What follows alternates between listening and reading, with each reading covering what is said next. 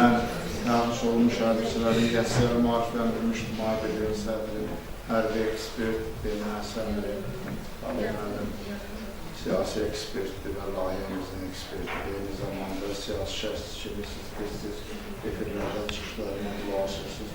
Vətən müharibəsinin iştirakçısıdır, Kapitan Xariyəli, Sağlı Məlli İcra Hakimiyyətinin əməkdaşıdır, bizim bazımız Hüseyin.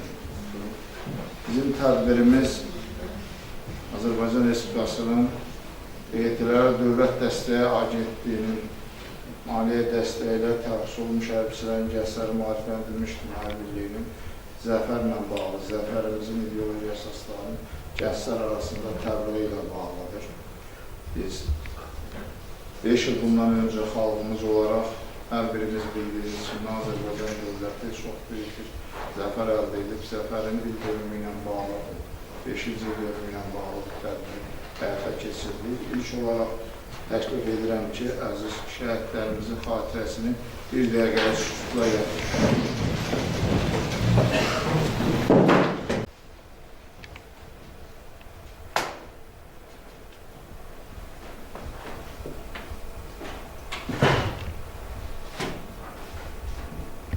Məhz böyük qələbəni əldə edən bizim gəncliyimizdir, biz onu sevməliyik. Biz onunla qürur duymalıyıq.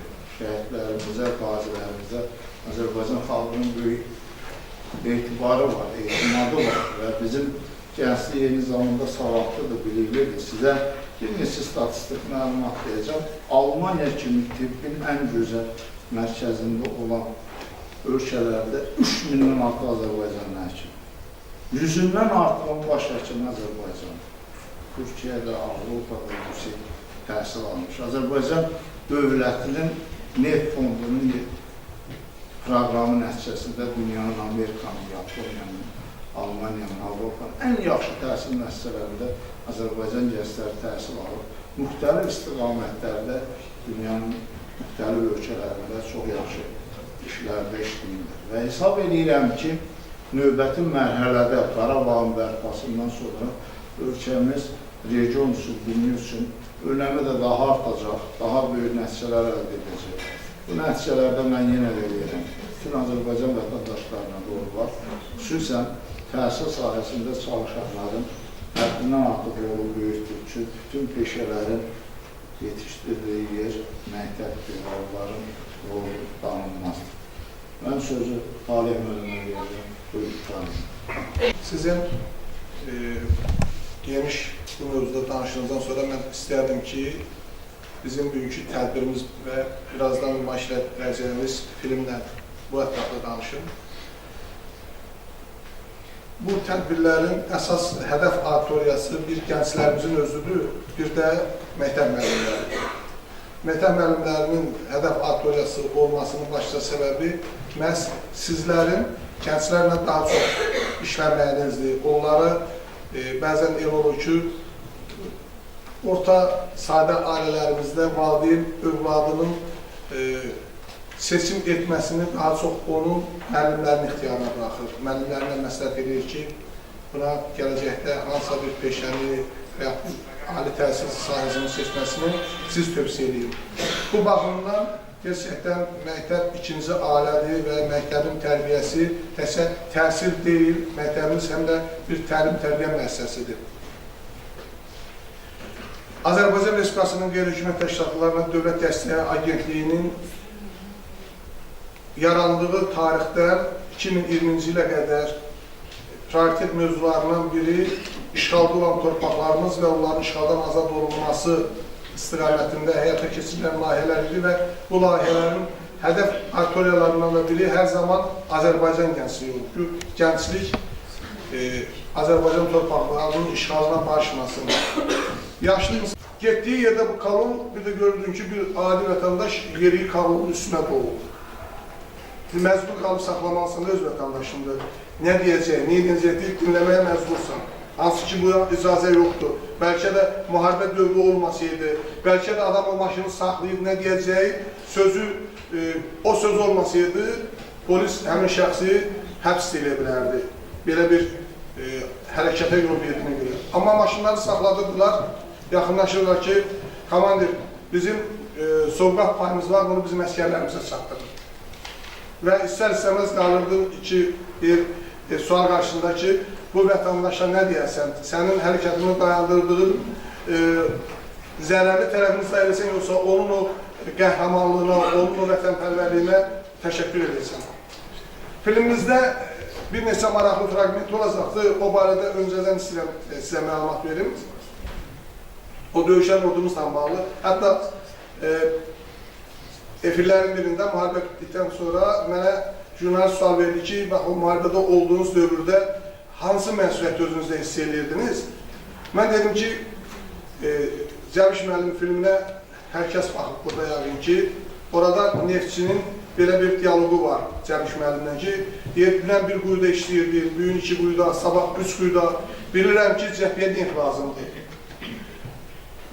Artıq oktyabr ayının 10-undan sonra təxminən belə demək mümkünsə, inanın, indi onu qazi qardaşımız da ifadə edə bilər və müharibəni görmüş digər qazilərimiz də sadə, sıravi əskərimizdən ta birləşmə komandirinə qədər hərbiçilərin üzərində bir məsuliyyət yaranırdı səhər açılanda.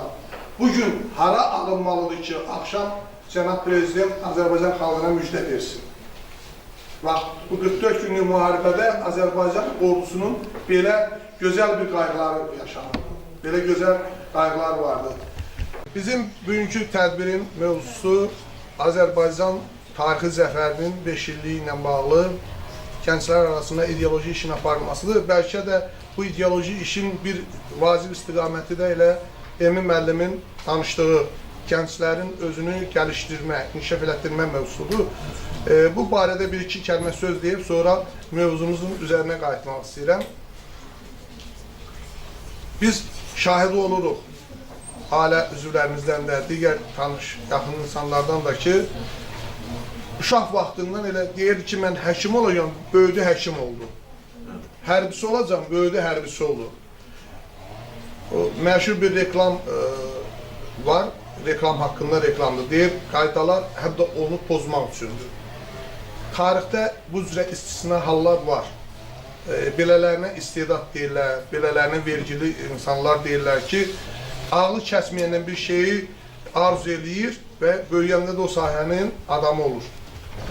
Burada düzdür, onun o ilkin dünya görüşünün formalaşmasında ailəsindəmi, nəslindəmi, yaşadığı coğrafiyadamı və yaxud tutalım ki, həmən dövrdə televiziyada hansısa bir mövzu trendə çevrilir və bu ilk uşaq ağlı ilə özünü o yerdə görmək istəyir və bu bir ömür onda arzuya çevrilir, məqsədə çevrilir.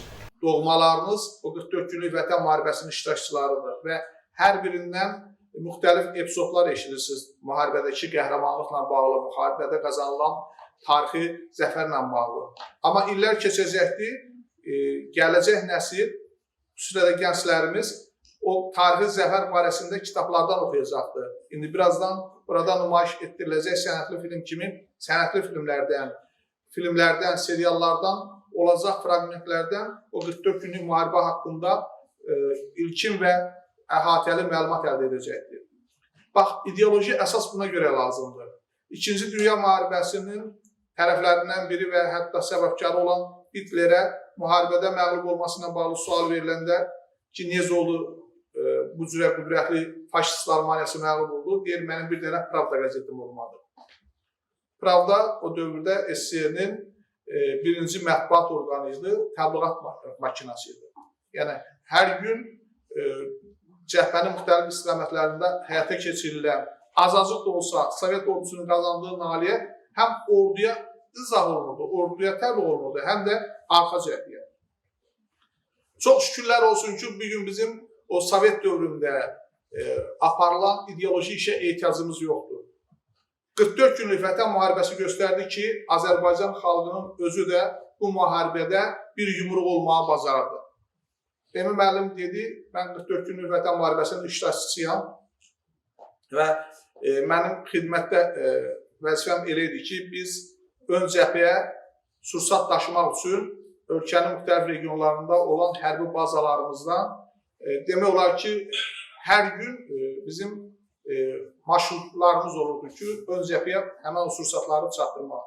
Biz yollarda olanda hərbi kolon deyirlər də, o maşınların eyni zamanda bir neçəsinin yolda hərəkət etməsinə. Hərbi kolonun da ortalama sürəti 80-100 arası olur. Biz vətəndaşlarımızın yolun ortasına yeriyərək o maşınların dayandırdığını şahid olur və bəzən də buna istər-istəməz insan əsəbləşirdi ki, bu sürətlə gedən maşının qarşısını kəsmək doğru deyil. Həm də biz axı tələsirik. O Cəbiş müəllimdə neftçi demişkən, cəbhəyə deyir, neft lazımdır və döyüşən orduyanın sursatı əlin altında olmalıdır. O Çin hökmdarı demişkən, onun suyu çörəyi olmaya bilərdi, amma onun düşmənin başına eləməyi üçün hər zaman əlinin altında mərmisi olmalıydı. Bax, o maşınları saxlayan bizim vətəndaşlar, özdə sadə vətəndaşlar, bir söz deyirdi. Komandir, mənim biraz meyvəm var, istəyirəm onu əskər balalarımıza aparasınız. Yəni, bu sözün qabağında insan qəzəbinə də utanırdı. Ona deyə biləcək başqa bir sözü də qalmırdı ki, bu insana nə deyəsən? İnsanın təmannası yoxdur, əksinə sənə həm mənəvi, psixoloji dəstək olur, həm də öz pula gedəcək əmlakını sənə təmənnasız verir ki, aparılır bizim əskər balalarımıza.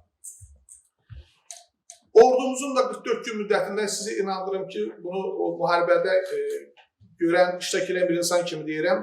Xüsusilə də Cənab Prezidentin efirlərimiz vasitəsilə, xüsusilə də ASTV vasitəsilə ki, hər axşam Azərbaycan xalqına müjdə xəbərləri olurdu. Bu, təxminən oktyabr ayının 4-dən 5-dən sonra ilk işğaldan azad olunan torpaqların xalqa mesajının verilməsindən sonra olan bir qayğısı vardı. Azərbaycanın sıravi əskərindən tutmuş, döyüş bölgəsində olan ən yüksək rütbəli zabitinə, ən iri hərbi birləşmə komandirinə qədər ki, biz bugün haraları işğaldan azad etməliyik ki, axşam Ali Başkomandan Azərbaycan xalqına növbəti müjdəni versin. Bax, bu 44 gün müddətində ordumuzun qəhrəmanlığı, ordumuzun süzayəti bu kimi gözlə görünməyən, yalnız o hiss edilə biləcək qürur verici anlarla zəngin idi. Mən çox vaxtınızı almaq istəmirəm. Elə hesab edirəm ki, siz cəmiyyətimizin o kəsimindənsiniz ki, o deyir, Arifə bir işarə də bəsdir. Heç şey olmayacaq sənə. Deyirəm, mənə qayıt dedi ki, mən qorxumdan ağlamıram. Kəlbəcər istiqamətində döyüşlərdə mənim əskər yoldaşlarım şəhid oldu. Sonra da onlara mən söz verdim ki, sizin qısasınızı alacağım. Mən indi yaralanmışam deyim, onlara verdiğim sözü tuta bilmədiyimə görə ağlayıram. Bu üzrə, indi mən o filmin o hissəsinə baxandan sonra həmin qazi qardaşımızla əlaqə saxlamaq istəyirəm. O əskər kimdir, onun kimliyini tapmağımıza çıxarlar. Gerçəkdən bu bir qəhrəmandır. Bu sözün, bu ürəyin sahibi gerçəkdən bir qəhrəmandır. Biz bu tədbir Rolaqdan da göründüyü kimi Respublikanın üst sahibində da Bakı şəhərində keçiriləcəkdir. Biz bütün müvafiq qıza hakimiyyətlərlə əlaqə saxlayarkən qarşımızda bir ondan ibarət oldu ki, bu tədbirlərə şəhərlərimizin ailələrindən və bizim qəhrəman qazilərimizdən dəvət edin ki, qoy həm də Boyamız onların dilindən bir daha eşitsin. O müharibə mətnindən olan mənim nümayəndəmin Sabri müəllimin də yəqin ki, tədbirlə bağlı fikirlərini işləyəcəyik və o cümlədən qazi qardaşımızın da döyüş xatirələrini dinləmək çox xoş olardı. Sonra filmimizi izlədikdən sonra əgər sizin üçün maraqlı olan suallar olarsa, o mövzusunda fikir mühadiləsi edə bilərik. Vətən müharibəsinin qazisi Süleyman Oğuz, 4 gün müharibə qazisiyəm. Yəni bu döyüş bizim üçün 44 günlük müharibəyə, yəni Azərbaycan belə, 44 günlük müharibəsi bütün dünya tanıdı. Yəni bu belə deyim də sizə. Bu müharibəyə qıraqdan baxanlar elə bilir ki, müharibənin içində yaşamayan insanlar qıraqdan baxan belə deyirlər. Elə, yəni bir iki insanlar mənə sual verir ki, müharibədə nə var ki, deyib döyüşməyə, xeyr. Elə çox saydı. 8 dənədə kamazın gətirdim, sursat kamazın gətirdim. İçi dolu. Yəni, borcumuzdur, gətirməliyik. Yəni, gerçəkdən, yəni, bu 44 günü gəlir, müharibə, yəni bizim üçün böyük bir nahiyyət oldu. Bütün dünya tanıdı bizim, yəni müharibəmizi, yəni döyüşümüzü. Ya da başqa da yəni kim müharibədən kim sual vermək istəyirsə, nə vermişsinsə, yəni buyursun yanına.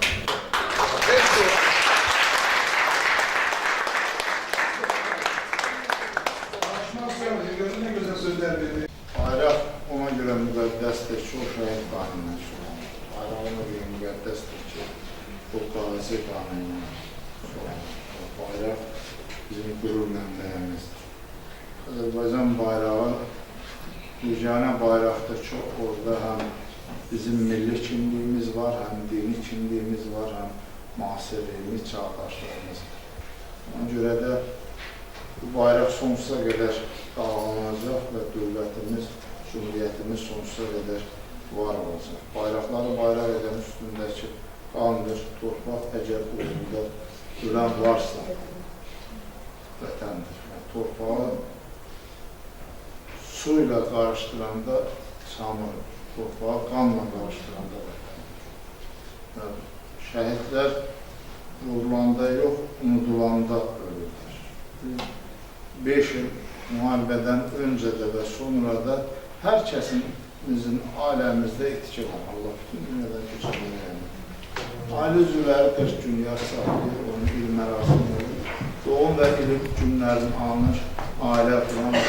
Amma bu formanı geyinənə qədər bu kişi bir ailənin övladı. Bu formanı geyindirsə xalqın dövlətidir. Şəhid olana qədər bir ailəyə məxsusdur. Amma şəhid bütünlükdə dövlətə və xalqa məxsusdur. Biz şəhidlərimiz hər zaman gəncdir və sonsuza qədər yaşayacaq. İnsan, burada kifayət qədər yaşlı insanlar, keçmişi ona xatırlamağa desən 20 dəqiqədən artıq, 20 dəqiqəyə qədər tamamlayacaq. Ən dahi adamların təzyiqini halı 2 vərəqdən ibarət. Nə vaxt doğulub, nə vaxt orta məktəbə gedir, nə vaxt ali təhsil alıb, ali həyatı qurur, hansı işlər düşdüyür, hansı nailiyyətlərini. Amma şəhidin o qısa ömrü ən bərəkətli ömürdür və daimi tarix üçün sonsuza qədər yaşayacaq. Şəhidlər, elm adamları, sərkərdələr, dövlət quranlar sonsuza qədər yaşayacaq. Bizim kapitan qardaşımız İsmail oldu. Şamilə Rafoğlu'nun anası Şərafət xanım iştirak edirəm. Xahiş edirəm, onu da dinləyək, Allah şəhidlərimizə rəhmət etsin. Geyimdir ki, Quran-ı Kərimdə imkan verir ki, biz yaxınlarımızı kəfənə ki, o dünyayı yola salır. Bu insan dünyadan boş gəlir, dünyadan boş gəlir. Ancaq yeganə bu geyimdir ki, hərbi geyim, bu geyimdə insanı dəfn eləməyə icazə verir. Bunun öndər milli deyirdi ki, müstəqil Azərbaycanda hər peşə şərəflidir, ancaq vətəni qorumaq peşəsi ən şərəfli peşədir. Qardaşım deyildi, ölümün üzrə dik gedir. Bir faktı deyir, yekunlaşdırılır. Biz pandemiya dövrü həkimləri niyə çox istəyir? Əgər pandemiyadan əvvəl bilmirdik ki, həkimlər insanların Allahın yerdə zərrələrinin biri həkimlərdir. Onun vasitəsilə insan yaşayır, insan həyatını qurtarır, insanın yaşamasını təmin edir, şəfa verir, müəllimlər elm verdiyi kimi təhsil. Məhz pandemiya görə biz həkimləri ona görə çox istəyirdik ki, onlar düşmənlə savaşa, canı baxasına şəfanı verir. Gözə görünməyən mikrobla savaşa. Tibb işçilərini ona görə çox istəyirdik. Və hərbiçini də ona görə biz çox istəyirdik. Bütün peşələr bir-birindən gözlərdir. Kiçik, böyük peşə yox. Hamısı önləmdir. Çox vacib bu peşənin. Hansı birini kəmərə qoysan işdir getməz. Hamısı zərər. Hərbiçinin ona görə çox istəyirsin. Onun fəaliyyətində hər an ölüm var, şəhidlik, yaralanma var, canından sağlamlığından keçmək. Allah şəhidlərimizə rəhmət eləsin, sizlərə uzun ömür, can sağlığı versin, filmimizə var. Sonra qardaşımız işi danışmır, deyir ki, biz fəaliyyətimiz var.